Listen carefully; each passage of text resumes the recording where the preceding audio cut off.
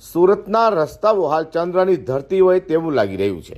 અનેક જગ્યાએ રસ્તાઓ વરસાદને લઈને ધોવાઈ ગયા હોય, જેને લઈને વાહન ચાલકોને ભારે હાલાકીનો સામનો કરવો પડી રહ્યો છે. વારંવાર રજૂઆતો કરાઈ હોવા છતાં પણ હજુ સુધી કોઈ નિવેડો ન આવતા આખરે આમ આદમી પાર્ટી દ્વારા ખાડાઓ પાસે દુઃખોત્સવનું આયોજન કર્યું હતું.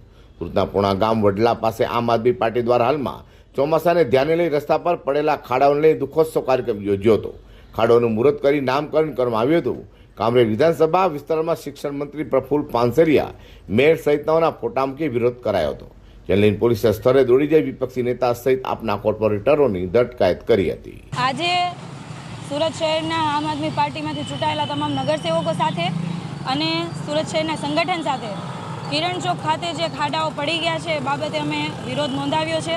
આ બાબતે અમે અગાઉ તમામ પદાધિકારીઓને આમંત્રણ પણ આપેલું છે. દુઃખોત્સવ કાર્યક્રમ નિમિત્તે આ કાર્યક્રમનું નામ અમે દુઃખોત્સવ કાર્યક્રમ રાખેલો હતો અને તમામ પદાધિકારીઓના નામકરણ સાથે, એટલે કે જેટલા ખાડાઓ છે, જેવડો ખાડો એવડું પદાધિકારીનું નામ અમે નામકરણ કર્યું અને સાથે સાથે રોડને બાટલા પણ ચડાવ્યા, કેમ કે બીમાર અને બિસ્માર હાલતની અંદર આ રોડ છે.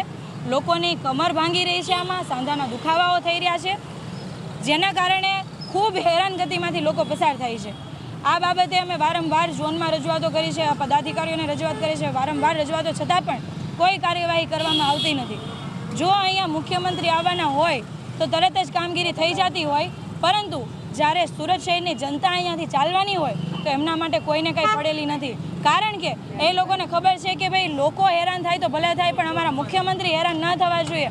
અમારા મુખ્યમંત્રી સારા રસ્તા પરથી ચાલવા જોઈએ, પરંતુ જે ખરા અર્થમાં રાજા છે એમને આવા ખાડાવાળા રસ્તા પરથી ચાલવું પડે છે, એમને આમાં હેરાન થવું પડે છે.